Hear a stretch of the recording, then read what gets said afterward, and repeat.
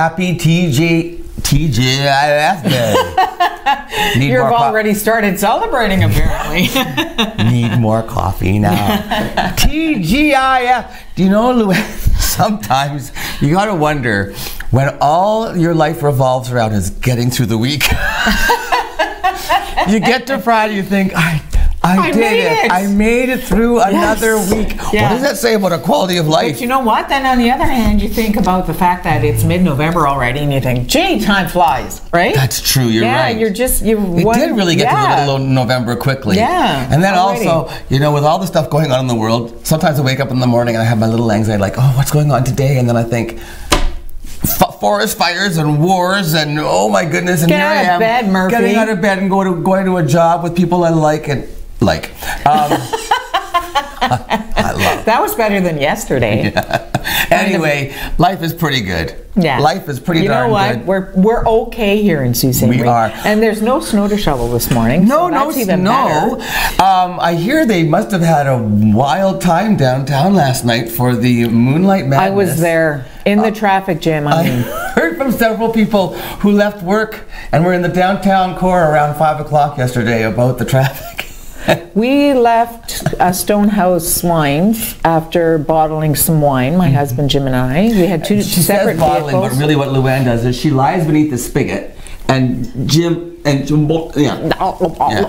whatever spills they take home. Yeah, whatever happens to be left over. So you left there? So left there, and it took 35 minutes to get home. Which would normally take what for you? About 5. Yeah, yeah. So you have to leave the Stonehouse, and because Queen's closed, you have to go up. How would you get out of there? One of those streets. Oh, you got to go up like where the first stop turn. And go used to be. That's so like the first right, and then everybody's doing that, right? So then you get to Wellington, and everybody's crunching there. And nobody's on Queen, so they're all on Wellington. And nobody's letting you in. So then you go down Wellington finally. So then you finally get to where you think you're going to go up Bruce Street Hill, but no, that's closed too because it's construction.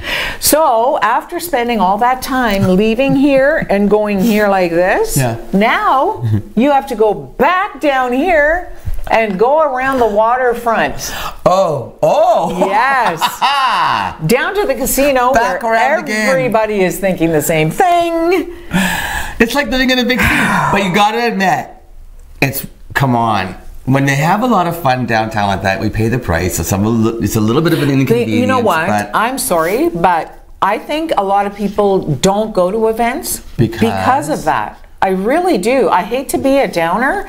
You are a Debbie Downer. I know, but you know what? Like you said, beautiful events last night. The Christmas tree lighting. And when we were driving, we had ample time to look around. There's a picture of the Christmas tree. Yeah, and then we saw, you know, everybody was getting ready for the hot chocolate testing, and like it was really very quaint and majestic and pretty. But you know what? I would not go down there next year because you're Scrooge. No, they close Queen at 3 o'clock in the afternoon. Where do you park? Luann. Where do you drive? We're not paying attention to Josh Ingram and I on our show. No, you were in the other room looking for news items. Yes. Newscasters. They're bitter. There's how many 2-hour parking lots do you need in one city in a matter of 5 blocks? We have a lot of them. Apparently, if it takes you 35 minutes for a 5-minute ride, you need some more parking.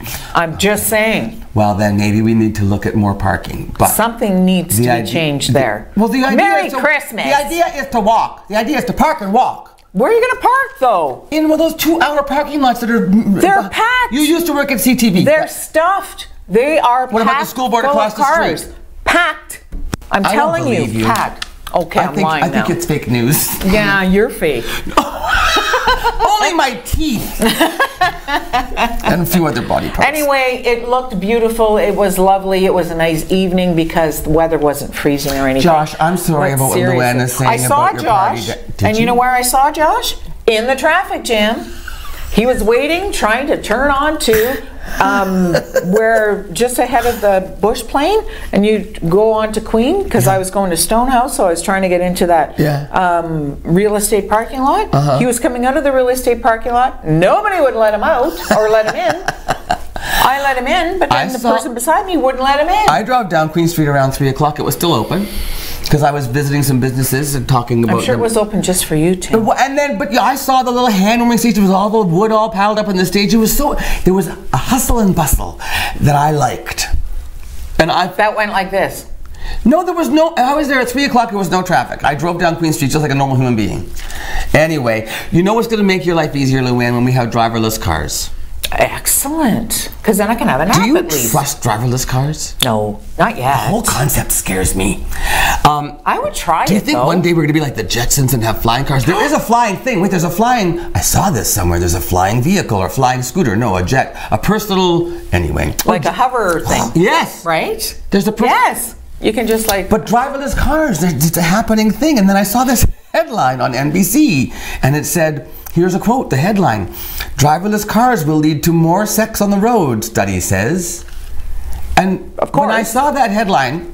Yeah, he says to me this morning... I said, the part of the headline I don't get is, more sex on the road? It'll lead to... as if you don't know. Is there a lot of sex happening on the road that I don't know? It will lead to more sex on the road. Who's having sex on the road? You have never heard about somebody driving? Talk about distracted driving. Yeah. People zip it up.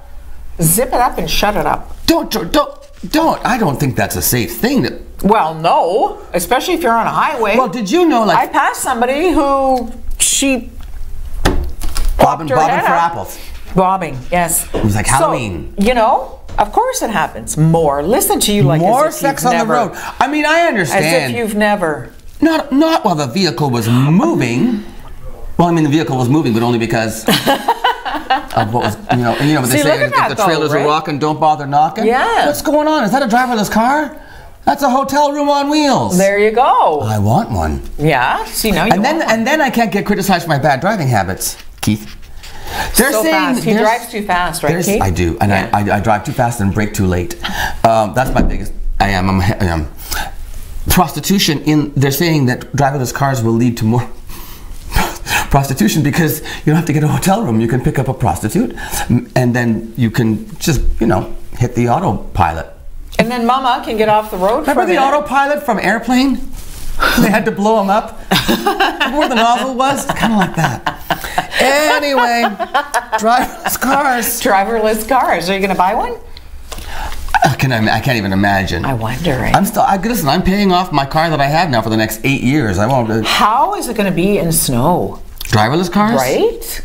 Well, I mean, I don't know. But if you're having sex, who cares? If you're having sex, let us know, let us know, let us know. Woohoo! Oh, look, I'm stuck. Oh, the weather outside is frightful, but the ride is so delightful. And since we've no place to go, I'm not going to rhyme it with blow. I'm going to sow snow. Good.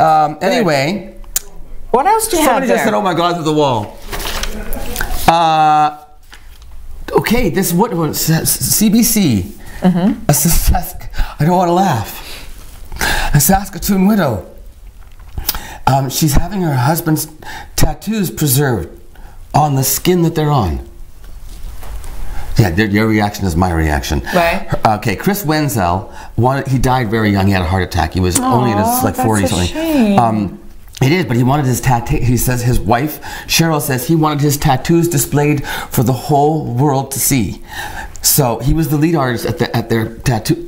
Oh, there he is. How did you find that? That's the deceased gentleman.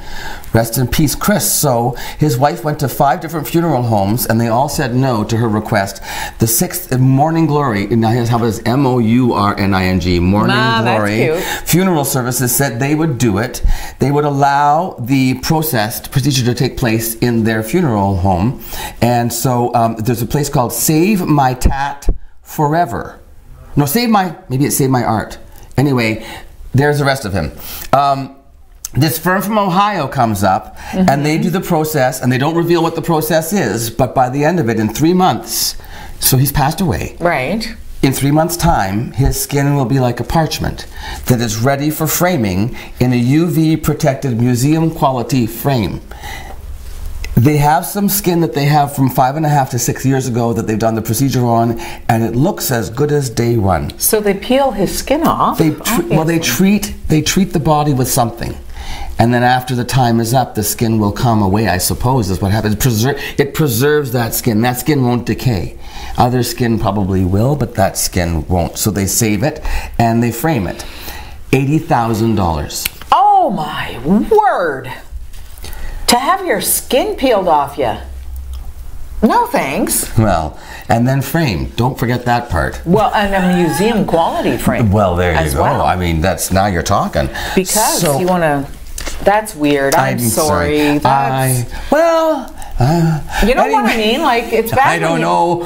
If they have the shop, I guess maybe she'll hang the artwork. I could see that being a real draw in a tat shop, going into the tattoo parlor to see this display. Do you really? Well, I don't know. I think people would go, ew, that's gross. That's your husband's gut?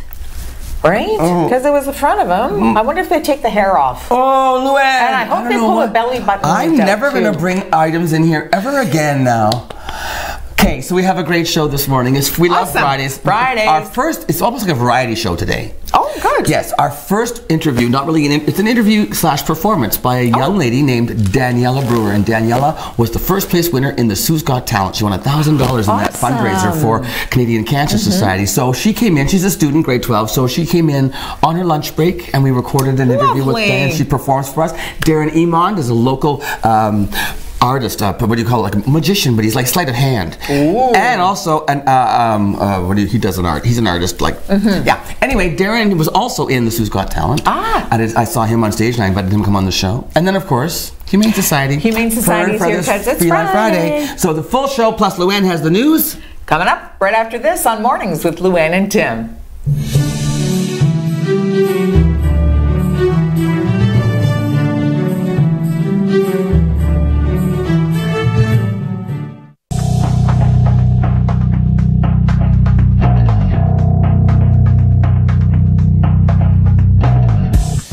Welcome back to Mornings with Luann and Tim, and in the studio right now I have Daniella Brewer. Hi, Daniella. Hi. Thanks for coming in to join me this morning. Well, it's actually not morning, but we're taping this and we're going to pretend it's morning.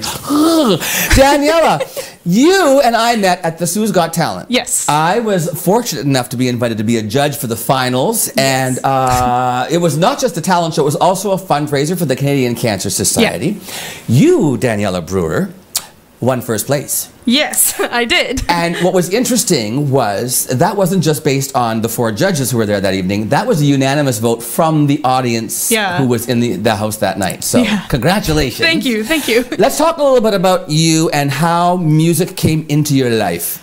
When did you first discover or feel like you liked to sing or play, or that music mattered to you? I did piano lessons I started when I was 4. Oh, okay. So that was like the first, introduction, I guess you would say. But I've been singing for, as long as I can remember. As long as you can remember. Yeah. The piano lessons, I took piano lessons myself. I quit after 2 years. I just didn't stick with it. How long did you stay?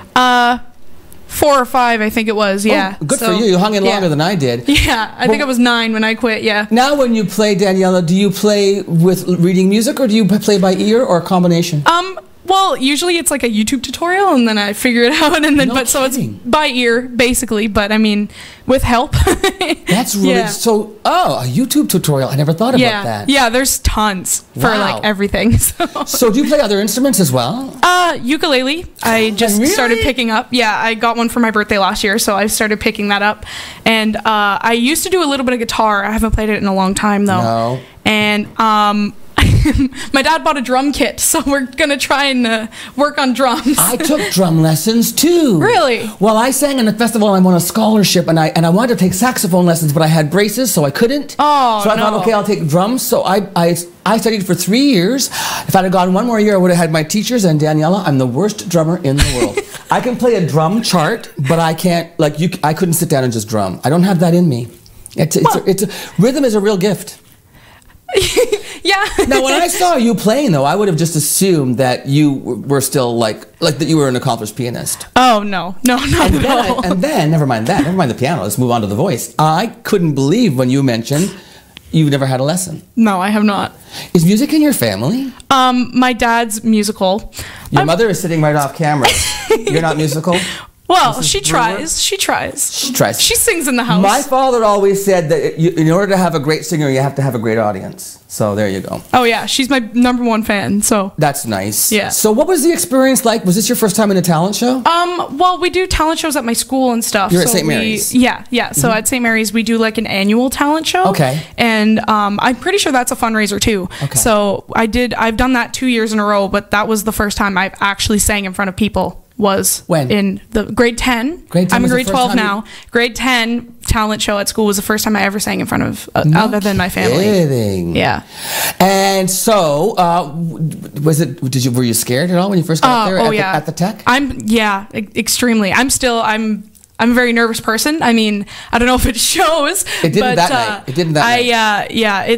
It's nerve-wracking. And you had to do so on the finals, the night of the finals, and it was the first time I heard you. So did you have to go back week after week? And Yeah. You did? You had to keep knocking out the competition? Yeah. So it was every 2 weeks. And a different song every week? Yeah.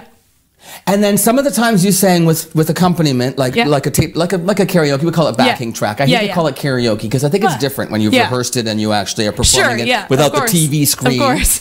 So it was backing track. Yeah. But then, was it the first time you ever played for yourself was the finals? Or had you accompanied yourself before? I think that was my first time. I think it was too, because I remember the other judges were like, "Oh, she's playing for herself." Yeah, I was like, well, Sue's Got Talent, it was my first time performing. And I think it was my first time accompanying myself. Oh, that would have made me really nervous. Double nerves. And at the finals of all times to pull that out of your hat. Might as well go out with a bang, right? Oh, well, it worked in your favor. Yeah, I guess so. You won $1,000.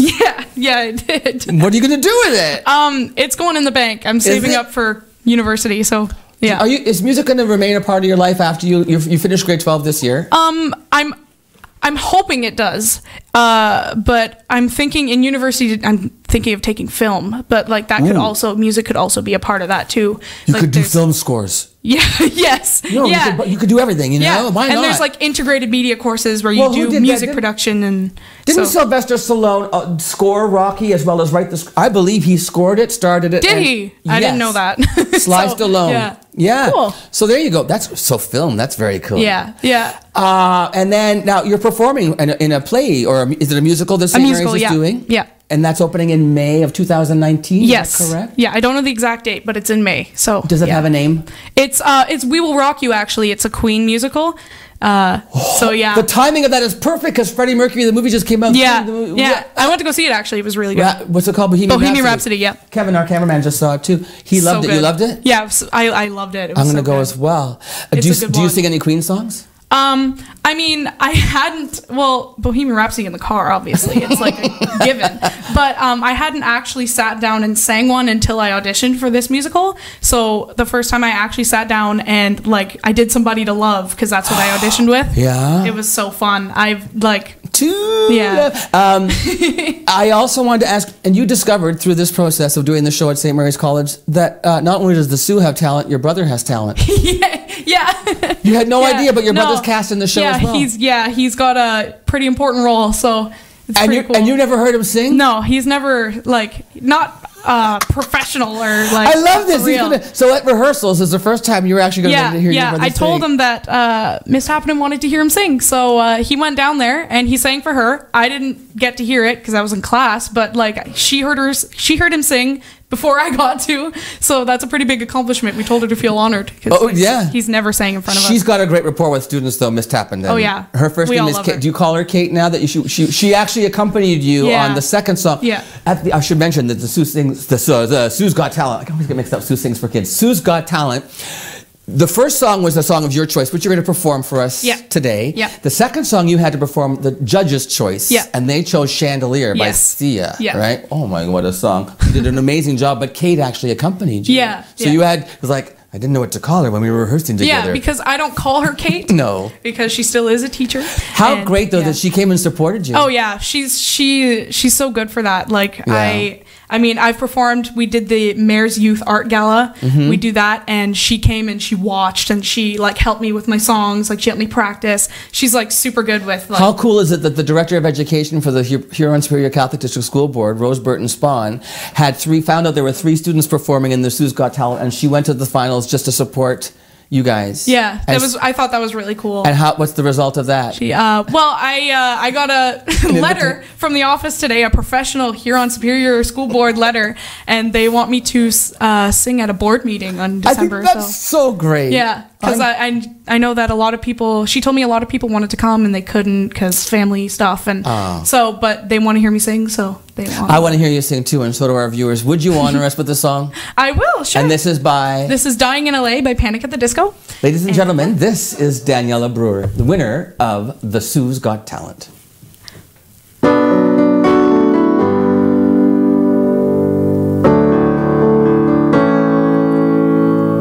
The moment you arrived, they built you up. The sun was in your eyes. You couldn't believe it. Riches all around. You're walking, stars are on the ground. You start to believe it. Every face along the boulevard is a dreamer just like you.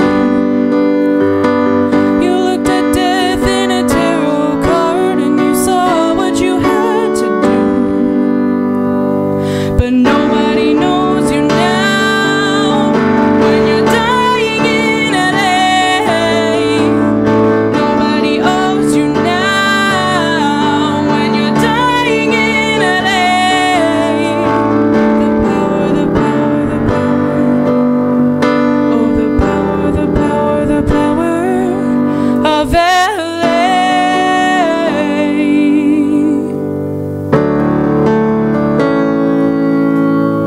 Nights at the chateau, trapped in your sunset bungalow. You couldn't escape it. Drink of paradise. They told you to put your blood on ice. You're not gonna make it. Every face along the boulevard is a dreamer just like you. You looked at death in a tarot card and you saw what you had to do. But nobody knows you now when you're dying in LA. Nobody owes you now when you're dying in LA. When you're dying in LA. When you're dying in LA. Oh, the power, the power, the power. Oh, the power, the power, the power of LA.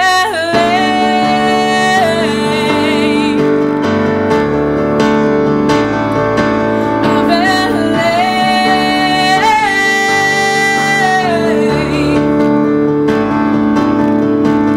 Nobody knows you now when you're dying in LA. Nobody owes you now when you're dying in LA. When you're dying in LA, dying in LA. When you're dying in LA. Oh, the power, the power, the power. Power, the power, the power. Oh, the power, yeah.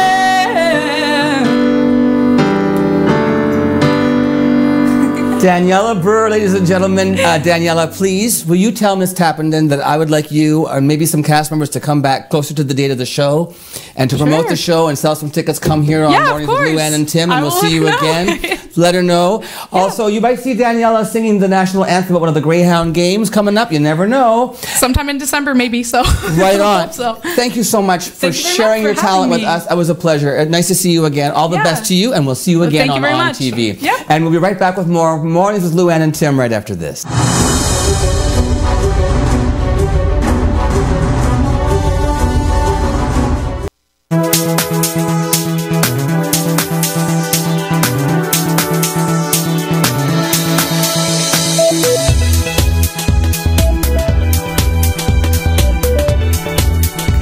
Welcome back to Mornings with Luann and Tim. You know, I was watching you watching Daniella Brewer sing. She's lovely, sweet voice.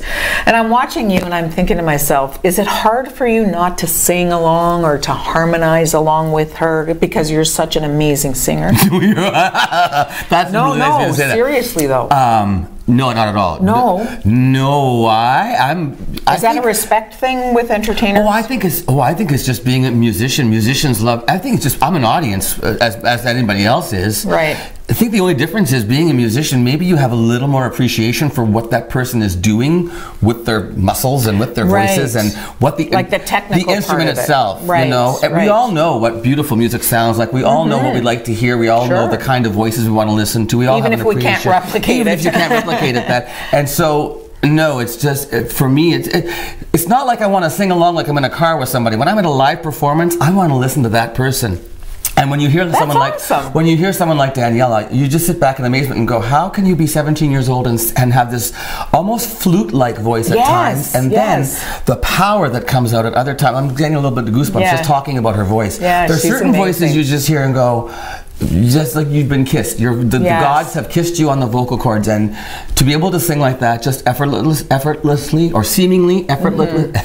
I wish I could speak without effortlessly. Trying. Anyway, I think it just gives, maybe as a musician, I have a little more respect for the technical part of it, but not for the appreciation part of it. And no, I don't want to sing along because I would just ruin her. See, I was wondering because when I watch the news, you want to read? No. Do you want to read along, Luann? No. You know what I do? No, I always go, oh, you know what? That guy in the background shouldn't be in the background. They should have shot that shot better.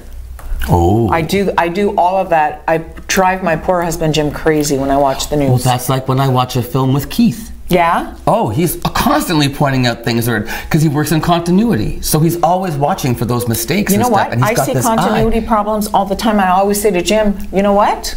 No earrings in that shot. Earrings in the last shot. Right. Jim's like, what? Mm-hmm. What?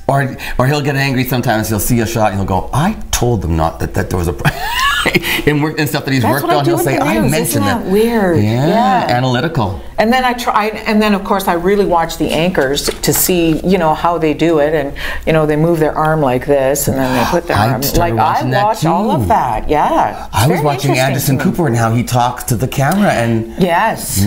And you know what? People always think when you come to do interviews with Tim or I that you have to, you know ahs and no oohs and but Anderson Cooper's one of the best, and he stumbles and ahs and like a lot. So never think about that. You've just made my idol human. Yes, I did. And he is human. Plus he's cute.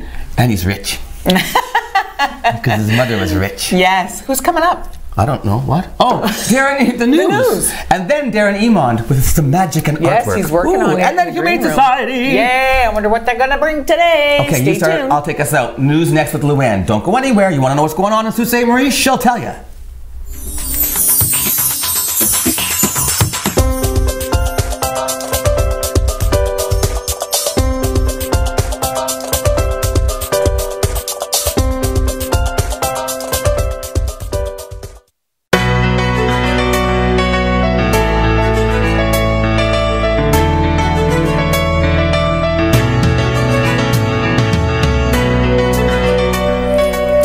So the theme of this show is the Sioux's Got Talent, Darren. Right, yeah. And you're proof of that as well. So we saw Daniella, who won the contest, the Sioux's Got Talent contest. You were a contestant, and you were in a very unique situation. Yeah, they didn't know what to do with me. Because they kind of assume when they call it a talent contest that it was going to be a lot of vocalists. And they kind of framed the contest around that, I think. Yeah. And then in walks an illusionist, sleight of hand, performer, musician, whatever. How do you have a title for yourself for the type of stuff you do? No, generally what people call me. I just kind of go with. I've been called everything. Just don't call them late for dinner. So. Anyway, it was interesting because you were in a certain situation where for the finals, for the singers, they asked for a song of the judge's choice. Yeah. You had to go and create a magic routine that you had never done before and present that to us as your finalist judges. Yeah, I decided to do that only because I didn't really want to cheat, right? So when I came up, when the judges announced what the theme was, where they said, we're going to have you pick your own song and then we're going to challenge you. Right. I came up and I said, well, what about me? And they just kind of looked at me like, well, I don't know what to do with you. So to make it fair, you said, I'm going to start with something I've never done, the same way that many of these singers are singing songs they've never done. Yeah, I came up with a whole routine. And so the first, you caught me in the first routine because of your charm and no, truly, you brought me up on stage. Yeah, that was and fun. Used me, and the banter that we had, it was like I felt like I was doing an improv scene with somebody I'd never met before. Yeah, that was the most fun that I had on stage. I had a blast too. Yeah, it was and really I think good. it worked well. And then I actually fell down and stuff. But that was my favorite part of the whole. We had a great time together, and that's what impressed me, Darren. Because as somebody who sort of talks for a living, I thought this guy's really at ease. Like you fired stuff off, and it was fun. And then I didn't know that this hidden talent, but it was hidden to me, isn't anymore, is your artwork. Yeah. So that's a whole other realm. How you've been drawing all of your life? Yes. And I asked you the question, when did you start? And tell me what you say. Well, my stock answer is, when did you stop? And I said, what do you mean by that? When did you stop? And you said, well, did you draw when you were a kid? And I said, the answer is usually yes. Yeah. Yes, I did draw as a child. And then I started thinking, when did I stop drawing? And I thought, when I realized I didn't think I was good enough. Yeah, and I realize that every day, that I don't think I'm good enough, but it didn't stop you. No, it doesn't stop me. No, not at all. So, and you've done illustration. I mean, you've actually been hired to illustrate books. Yeah. I had no idea. Oh yeah, no, that's what I do for a living. So maybe we could take a look. You sent us some beautiful. Oh, now Darren, we're going to cycle through some stuff. And let's do it. Just tell us, what is this? Well, was this one of the books you did for an Indigenous writer? Yeah, this. I don't know what's up there, but this one here specifically, that's just a page. That's what's called a splash page. A splash page. Yeah, in the business, it basically means that because comic books are done sequentially, they're done panel by panel by panel. Right. And every once in a while, you have one page which is a single image. This is sort of a collage of images. Okay, and so now, what you said to me, we can keep moving, Michael. What you said to me was that you'll get a script or the book, and then you have to draw to go along with it. Yeah, like you illustrate it. The last published book that I did, this one hasn't been released yet, but the last published book I did was for Iron Maiden, and they had sent me the script just through email, and it'll basically say, oh yeah, that I just did for fun because I'm a superhero nut. So Iron Maiden hired you to do their book, yeah. Holy smokes. Well, I don't know, like they didn't write it, they weren't directly involved, but oh, thank you. Yeah, these are a lot of splash pages, actually. Well, they're the ones that really caught my eye. Now, this is interesting. Yeah, that's one of the pages from the Iron Maiden book. So what's cool about this is that you get to see a bit of the process. So this is what I did. So this is all pencil. Yeah. And the last book that I did that we were looking at earlier, I had penciled, inked it, painted it, did everything. But here I got hired as a penciler. Wow. So I draw these, and then that gets sent to an inker who, like the name suggests, adds all the ink and the tones. Yeah, and then a colorist, and then a letterer, and then I've got some color stuff coming up, I think, and I was wondering whether. Oh, now the superhero thing again. Yeah, that's my bread and butter. Once we get through all of this, I want to talk a little bit about Stan Lee. Sure. This is rather timely that you're here. What's next there, Michael? You do a lot of here. Now, would you have colored this yourself? Yeah, I paint as well. Seriously? Yeah. I love the guy with the kitty cats in the lounge chair. That looks kind of like me, only I have dogs. And I do wear velvet ropes. This frightens me. Yeah, that was Mike from down at Vintage Games and Junk. When we were talking earlier, he had a Comic-Con here in town, and he hired the local artist to draw him a pinhead, just as something to kind of commemorate. Terrifying the first to me. con. Well, that's what I love doing. Like, look at this. Yeah, given, left to my own devices, I'm always going to draw monsters and demons and zombies and that. What does that say about your personality? You tell me. I don't know. Like, I love this Man, stuff. Thank you so much. It's beautiful, and you know what?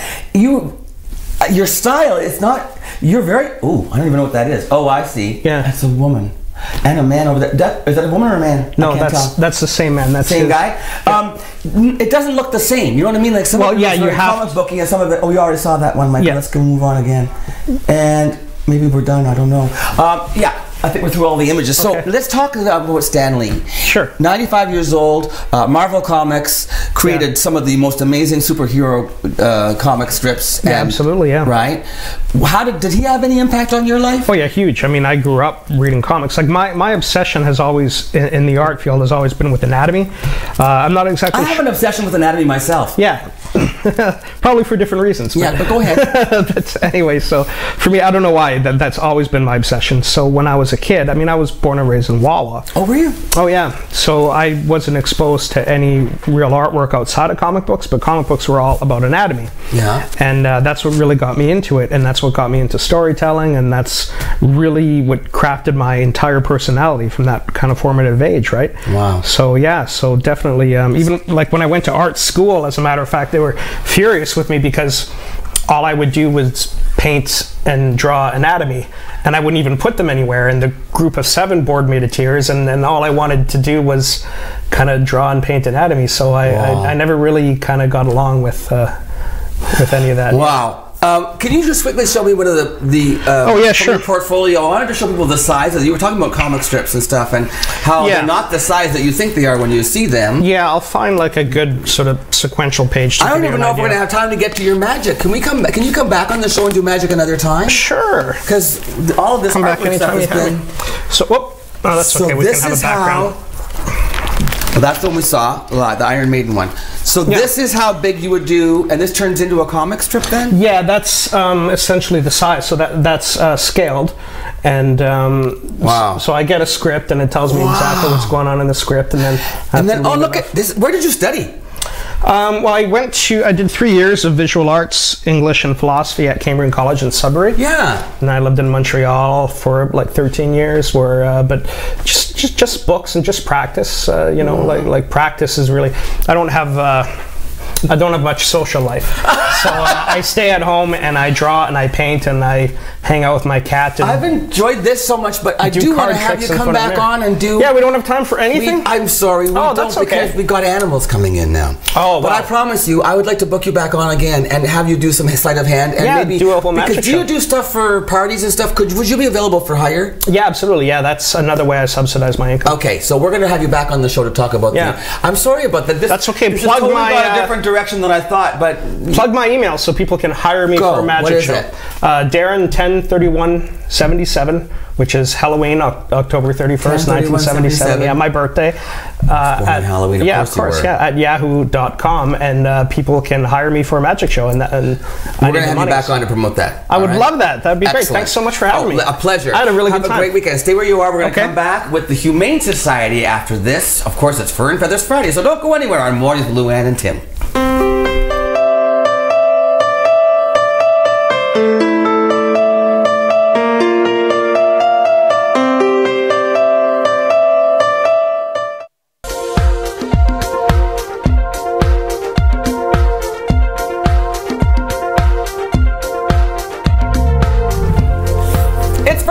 Feline Friday.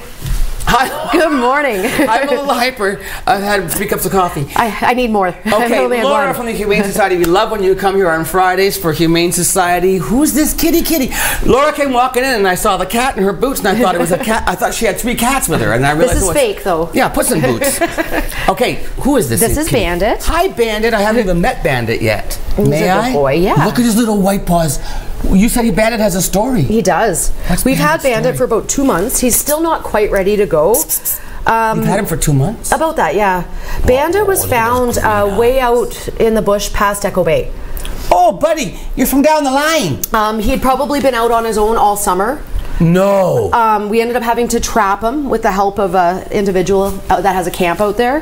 Bandit had a leather collar that was wrapped under his armpit. You can. What do you mean wrapped under his armpit? He had gotten his paw up through. Oh no. And under. And probably been like that for at least a month. The wound's almost healed now. Oh my goodness. That's an improvement. You guys, you're taking such good care of Yes, Bandit. Bandit's been through 2 surgeries. It was one of the worst that I've seen personally in my career. So what happened was the leather... It slowly just kind of saws in and embeds itself. Oh my gosh, Bandit. And he was thin. He almost had no weight left to him. But he's good now. Oh, he's packed it on now. He's so friendly for a cat who lived... Well, I mean... For what he's gone through, he's incredible. What does the word feral mean? Feral is a wild cat. So he wouldn't be counted as a feral cat. No, he would have become one if he'd stayed out much longer. That's true. They do. Cats are one of the only domesticated animals that can revert back to a feral state. They can revert back. Yeah. It's just in their DNA. It is, yeah, because they go into like a survival mode. Hunters. Yeah. I mean, there's varying levels of feral too. There's semi-feral. But he's not. No, he didn't have enough time. I mean, we had to trap him. Look at how long and white his whiskers are. You have the most beautiful... Look at the size of his whiskers. That's incredible. And those green eyes. Yeah. How old do you think he is? He's probably between 3 and 5. With all of the surgery he's had to have and the wounds that he came with, has he been neutered already? He was already neutered. He was neutered. So he was somebody's pet. Somebody really loved this cat, obviously. Yeah, the collar it was a nice collar with a little bandana on it.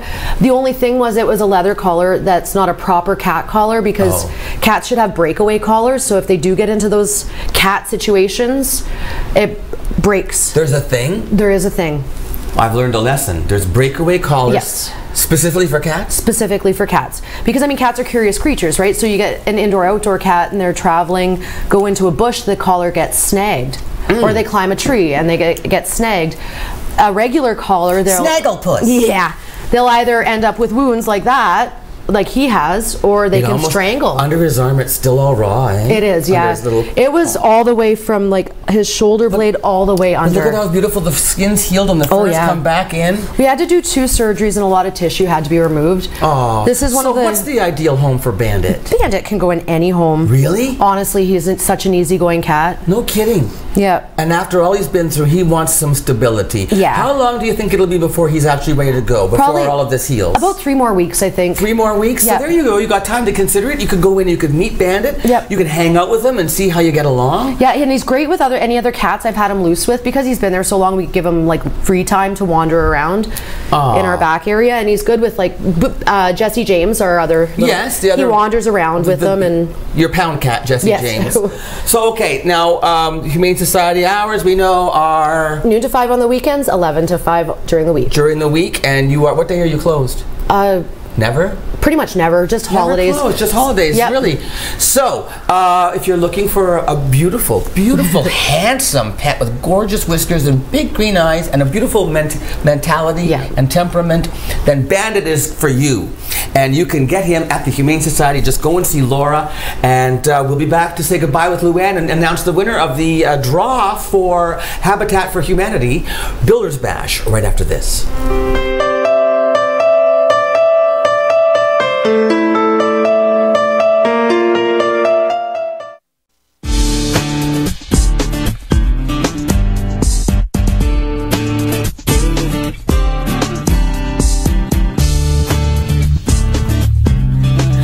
So before we say goodbye for the weekend, very quickly, we had a draw, Sue Online. This is a contest to win tickets to the 3rd annual Builders Bash. Enjoy a delicious meal, participate in a live silent auction, show off your gaming skills, and compete to win one of our amazing prizes. Dance the night away to classic rock and roll, hits played by Fluid 5, and don't forget to capture the night with Red Velvet Photo Booth and your best face forward. Okay, this is on November the 30th, Friday, November the 30th. It's a fundraiser for Habitat for Humanity. They're on their 11th and 12th build.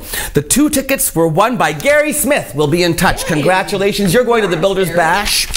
We're going to the parade. We're going to the parade, 6 o'clock. See you on Queen Street. Looking forward to it. It's snowing out a little bit now. It's going to be perfect, though, for tomorrow. We'll see you there. We'll be there.